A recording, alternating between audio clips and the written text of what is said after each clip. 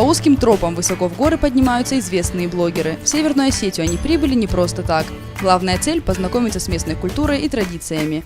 Они необычные путешественники, это люди, чье мнение имеет определенный вес. Рассказать о туризме нашего региона – основная задача блогеров. Если им понравится, благоприятный имидж Северной Осетии гарантирован.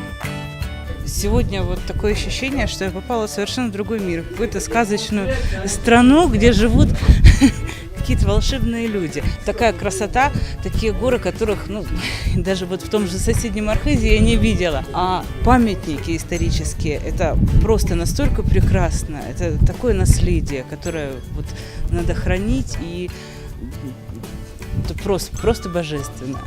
Северная Осетия – уже третья Северо-Кавказская республика, где успели побывать блогеры. Делегация представляет компанию «Курорты Северного Кавказа», которая на протяжении нескольких лет занимается развитием туризма в СКФО.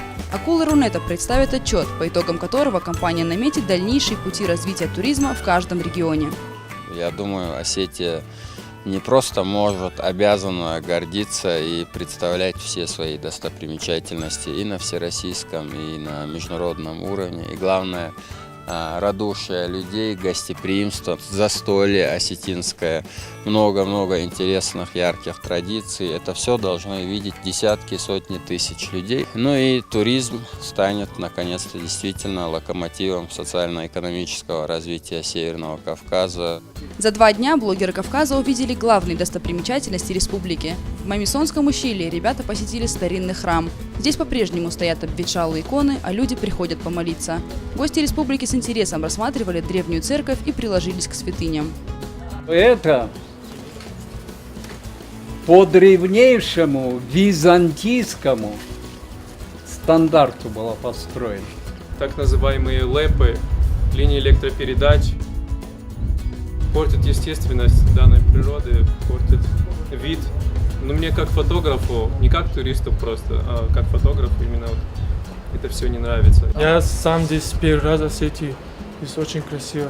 Мне особенно нравятся снежные горы. Здесь прямо как в Альпах. Одной из достопримечательностей, которую посетили блогеры, является святилище. Его особенность заключается в декоратном архитектурном стиле. Оно такое единственное на Северном Кавказе. Гости посетили селение Мамисон, площадку для будущего курорта в Алагирском районе. Именно здесь расположены древнейшие поселения предков осетин. Первый день блог-тура завершился экскурсией по Нузальской часовне. По легенде, именно там похоронен муж царицы Тамары Давид Сослан. На самом деле это не муж Тамары Давид Сослан, скорее всего, это было захоронение последнего из аланских царей, которые носили титул Ос-Богатар, да? Ос-Богатар. Вот. Достали оттуда останки человека, но, скажем так, то, с какой скромностью был захоронен человек, который там покоился, так заставляет усомниться в том, что это был знатный вельможа. Почти весь следующий день группа провела в селении Джумара на Медограбинских водопадах. Подняться к тому месту, где срываются мощные потоки воды, удалось только с 3-й попытки. Некоторые туристы даже рискнули искупаться под ледяным водопадом. Для себя открыл очень много новых мест, в том числе этот самый высокий в Европе водопад. С удовольствием сегодня искупался, принял этот ледяной душ. Вот. И я думаю, что Осетия – это, конечно, та республика, в которой необходимо развивать туризм, и необходимо, чтобы сюда приезжали люди из России, и не только из России, но и из зарубежья, и узнавали такие красивые места. Потому что здесь есть что посмотреть, здесь есть чему удивиться, здесь есть те новые эмоции, положительные эмоции, которые ты приедешь домой и будешь целый год ждать, когда ты опять вернешься в Осетию. На 3-й день своего тура блогеры посетили Медограбинские водопады. Самый большой среди них – Большой Зигалан, в переводе «падающая лавина». Он является первым в Европе по высоте и входит в 5-ку самых высоких водопадов планеты. Медограбинские водопады считаются сезонными. Летом за счет таяния льдов они превращаются в бурные потоки.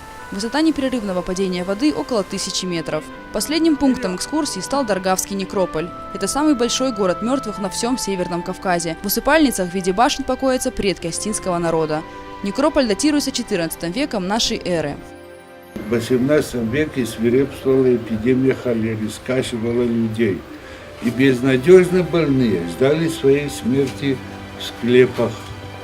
Мы их опекали, подавали воду, еду, что такое. За все время тура блогеры делились своими впечатлениями с читателями посредством соцсетей. Восхищению гостей не было предела. Это лишний раз доказывает заинтересованность и необходимость развивать туризм на Северном Кавказе. Сабина Алборова, Ацамаз Шипшев, Осетия ТВ.